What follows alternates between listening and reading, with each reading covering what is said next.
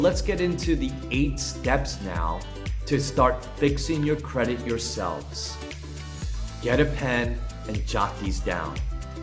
The very first thing that you need to do is pull your 3 credit bureaus, just like we talked about. We're not looking at Credit Karma. You need a full detailed credit report of all 3 credit bureaus. When you do this is going to be able to help you identify and dissect what needs to go and what areas to improve in. Check the link in my bio for your 3 credit bureau FICO scores. $1 for 7 days. It's a no-brainer. This helps monitor all the activities on your credit report and gives you the play-by-play updates. It's a no-brainer, guys. The second thing you want to do is update your personal information. The reason why this is so true and important is because, just like we said earlier, all those misspelled names, addresses, those are actually attached to your negative accounts. And those are what we're trying to remove from your credit report. So it's very vital that you update your personal information and also for when you're going to apply for new credit, because this shows stability. You don't want a bunch of names and addresses and employers, because this doesn't show stability to a lender. And a lot of people always wonder, well, how does that incorrect information get there in the first place? And the reason being is when you go apply for credit, sometimes you'll have a typo, or sometimes the person that's actually putting your information into the system has a typo. So this is just inaccurate information over time. So it's really important that you go ahead and you update that so that you can remove these negative accounts. The third thing you want to do is freeze the secondary reporting agencies.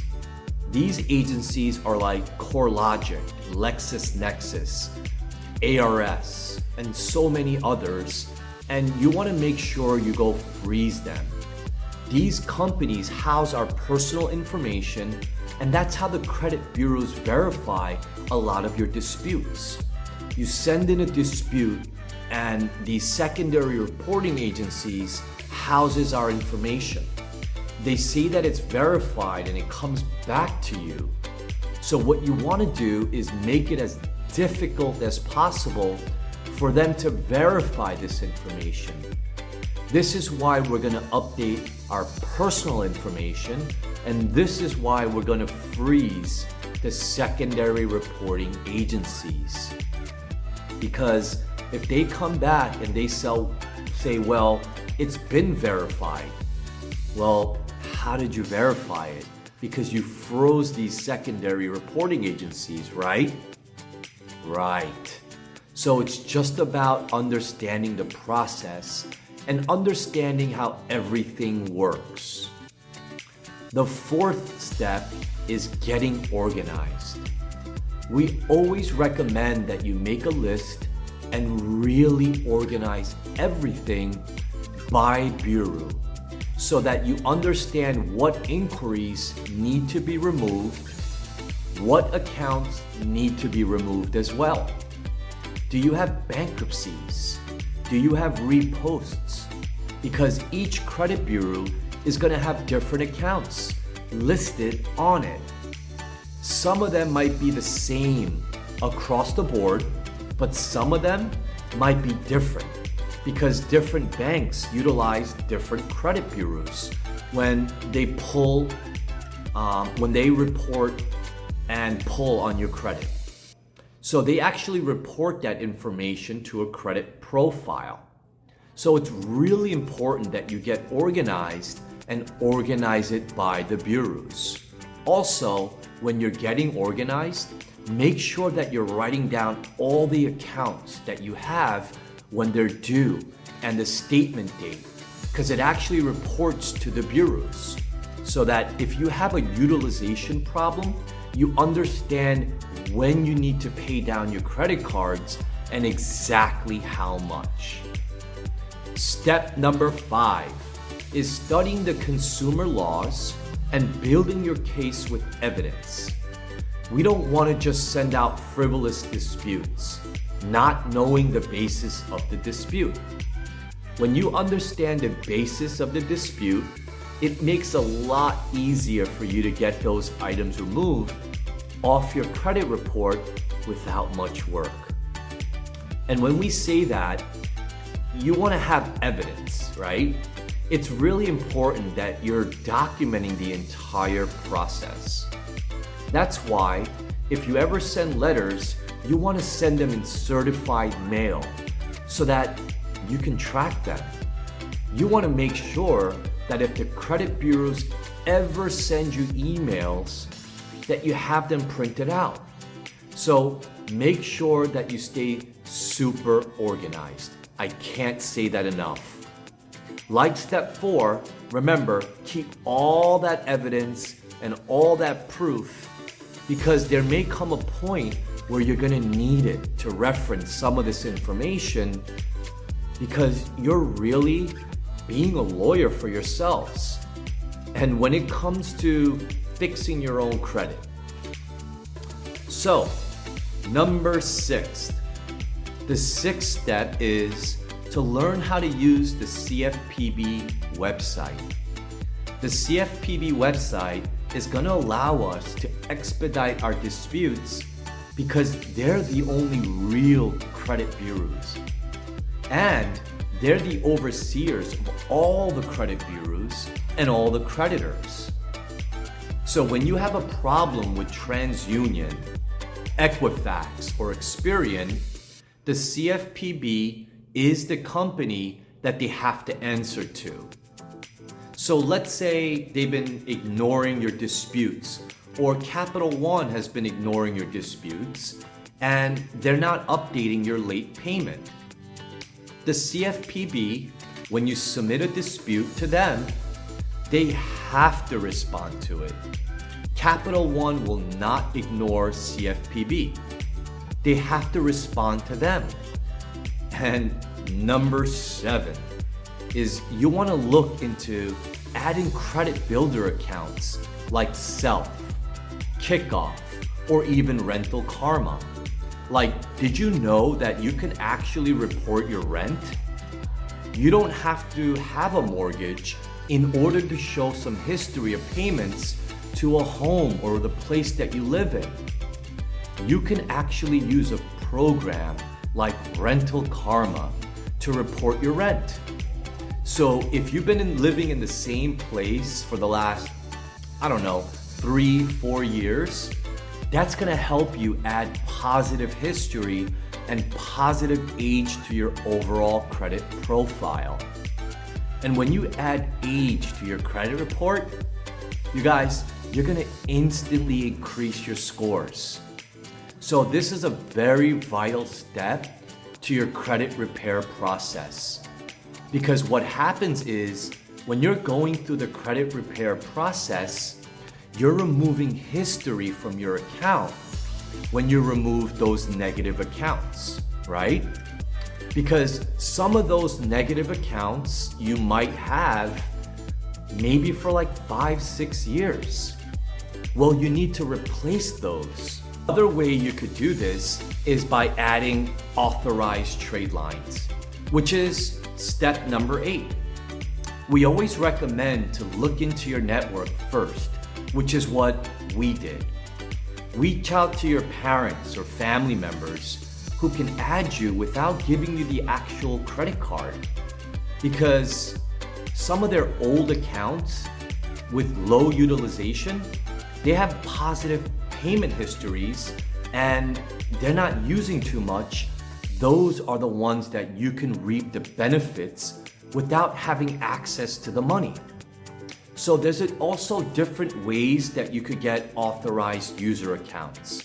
Yes, you can go out there to companies like Tradeline Supply and purchase them for yourself.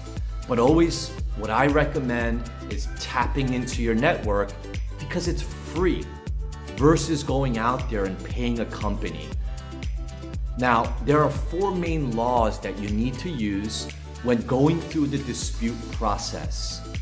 And the basis of all of it is going to be the Gramm-Leach-Bliley Act, which is the protection of your non-public personal information. 15 US Code 6801. Now, all of the accounts that are being reported on your credit report, they're supposed to have written consent to even be furnishing these accounts on your report. And 9 times out of 10, nobody has it. And a lot of people confuse consent with you filling out a credit application. That is you not giving them consent report on these accounts. So that's giving them consent to pull your credit report to see if you get qualified to be approved. That's not giving consent to actually report the account on your credit profiles. And each company that reports anything about you has a set of procedures that they need to follow. So if they're not following those rules and procedures, or if they're not reporting everything 100% accurate, boom, then the account can be removed. Sheesh, right? Because they're violating our consumer rights. The next law that you need to utilize when removing negative accounts like charge-offs, inquiries, collections, medical collections, even bankruptcies is 15 US Code 1681 C2, and it's a block of information. You as a consumer deem inaccurate information that needs to be blocked and removed within 4 days of the credit bureaus receiving your disputes. This is why you want to track everything that you're doing, because like we said before, they're working on a lot of different accounts. So you want to catch them if they ever trip up and they aren't doing what they're supposed to be doing, because you can use that to your advantage. And when it comes to payments on your credit report, the first thing you want to do is you want to try to contact the creditor. If you have a bunch of late payments, then you most likely will want to remove that negative account altogether. But if it's 1 or 2 late payments, or there's a couple of different remedies that you can use. You can either call like we stated, or you can send a goodwill letter to the creditors. You can email them. You could even mail a billing dispute letter to them as well. There are just so many different ways that you can fight late payments. It's just not one way to do it. But then this law is something that you're going to want to utilize after all have been exhausted. It's 15 US Code 1666B, timing of payments, which states that a creditor should not report late payments as late on a person's credit report for any reason. So if you have a late payment on your credit report, this is what you want to use to get it off. And the 4th law is that you're going to want to use is when accounts come back as verified. A lot of people get held up on this part. They're like, okay, it came back as verified.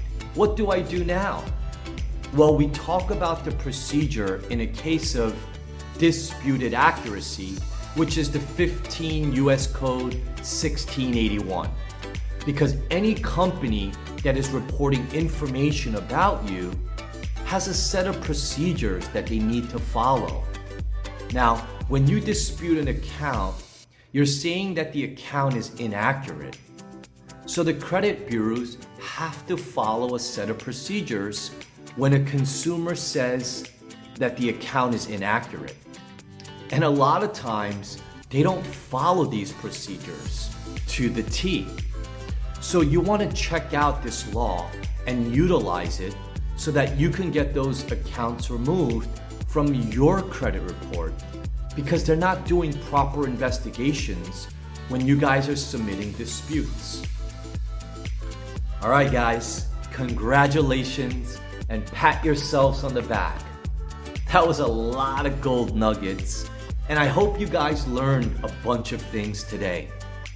For you guys that want to go deeper, we have our do-it-yourself or done-for-you options, and we just added our Become Your Own Credit Agency workshop so that you can take your education to the next level. I have a passion for credit literacy and educating people because I was on the same boat as you guys. I was in the exact same shoes. This is why I created this academy, so that I could help you guys create lasting legacies and pay it forward so that you can get credit literate. I didn't have a rich dad to teach me any of this stuff, and I got bamboozled, so I had to piece all of this together. If you're interested in taking massive action or want to learn more, shoot me a message or DM me, and I'll also leave my contact in the next slide. Love you guys. See you at the top. Peace.